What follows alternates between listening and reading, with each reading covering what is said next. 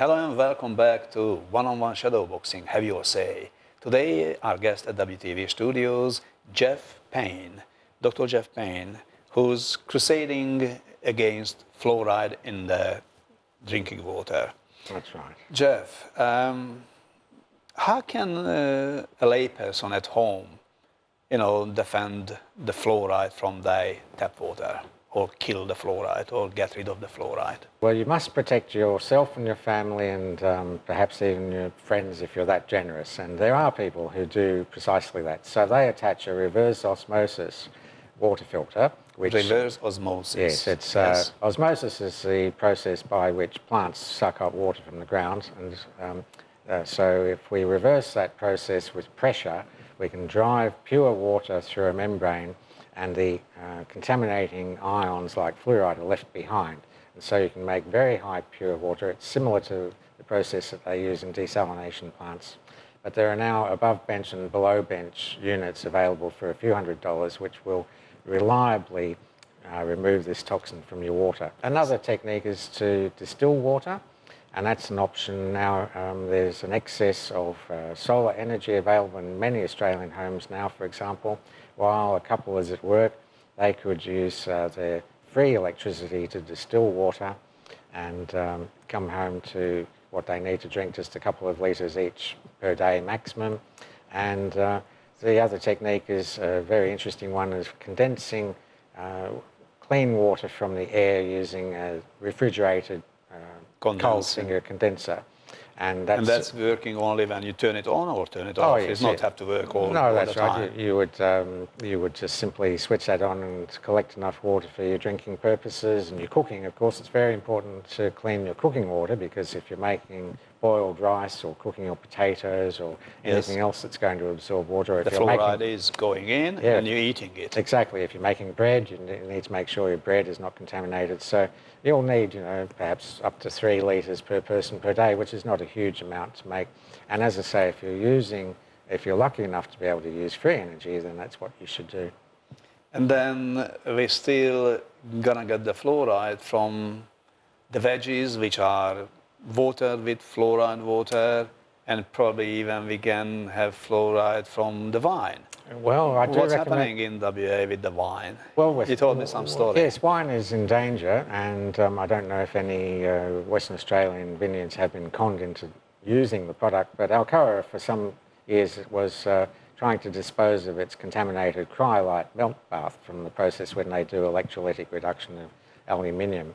And eventually the contaminants build up to a high level and they just jettison the melt bath and get fresh cryolite in. And so they persuaded some wine growers to use their waste product on the roots of grape plants as a so-called mould preventer of questionable value. But the consequence of that was that the fluoride is sucked up into the plant and concentrated into the grape, which ends up in wine. So in California, it became mandatory to label the fluoride hazard on Californian-grown wines, particularly, of course, where this anti-moulding fluoride waste was used. And then you need to look at your tea.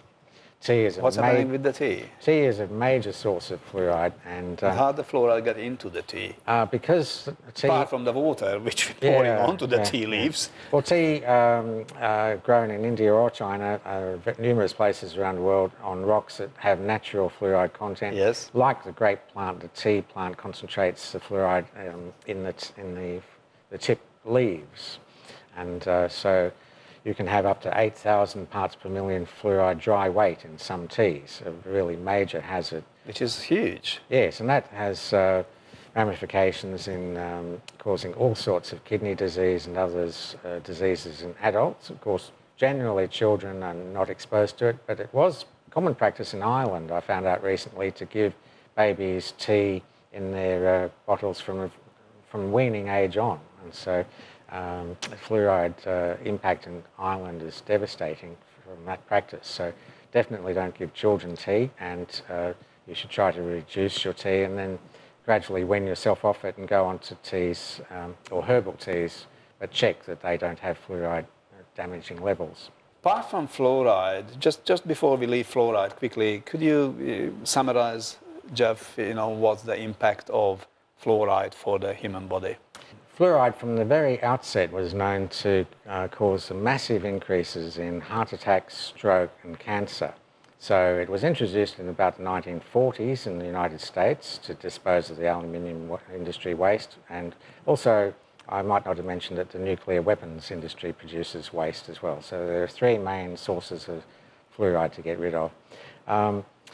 So basically you've got the situation that your whole body is attacked. There's no process in your body that needs fluoride at all. It damages so many aspects of the human existence or mammalian existence. Recently an advanced technique called proteomics was used, where fluoride was introduced into test cells, and 21 proteins were identified to have their metabolism totally changed by the presence of fluoride, but only the function of 15 of those proteins is known. So human knowledge of biochemistry is still at a very early stage. And so here we have demonstration that proteins in the body are altered and we don't even know what their function is. It's as crazy as GMO. If you start fiddling with genetic material, you're going to have unforeseen impacts. But the known impacts include arthritis, severe crippling arthritis, for example, and that's known as fluorosis. What happens is the fluoride induces irregular bone growth. You'll commonly see people with buckled, expanded knuckles, and they'll have lumps in their arms and so on coming off their bone. That's caused by fluoride. And the sad thing is that the Australian Medical Association doesn't teach skeletal fluorosis at all as a disease. They control the input, the number of doctors graduating, but we've found out by interrogation that the Australian Medical Association, which independently endorses fluoridation, but they don't teach their own doctors to recognise the symptoms of crippling skeletal fluorosis. So it's quite absurd when you start to look at what the medical profession is actually doing. So West Australians can do something like a campaign to get rid of fluoride from here, from the WA waters? Yes. What can they do? Well, obviously we know the biggest supplier into the water, into the drinking water, is West Farmers. Yes, we need to bring pressure on them to stop doing it. Can we bring some pressure on the West Farmers in WA to recognize what they do is wrong and stop that practice? If we are abandoning and not purchasing stuff from Coles, go to Woolies, guys? Well, a boycott may well be necessary, but of course I suspect that most Wesfarmers shareholders are totally clueless. I don't think that any of them would necessarily But they can learn from a boycott. Once they're told, though, that CSBP is making this super toxin that's killing the unborn, it's maiming the unborn, damaging people right through their whole life, even to the extent of Alzheimer's, then perhaps that would be enough for them to say to their board of management, tell CSBP not to supply Water Corporation with any of this super toxin, tell CSBP to contain the poison at site and immobilise it and make sure it doesn't get into groundwater forever. So I think there's a possibility that with getting the word out so that people actually know what this waste is and what it does and how it can be neutralised, that would be a way. And of course, Fluoride-free Western Australia currently has about 4,000 followers on Facebook, and that's growing rapidly. We have celebrities who are getting the message out, like Erin Brockovich, who's campaigning and spreading the word. We have Chef Pete on a competing channel to you, but he has 1.5 million followers on Facebook, and he's telling people don't use fluoride.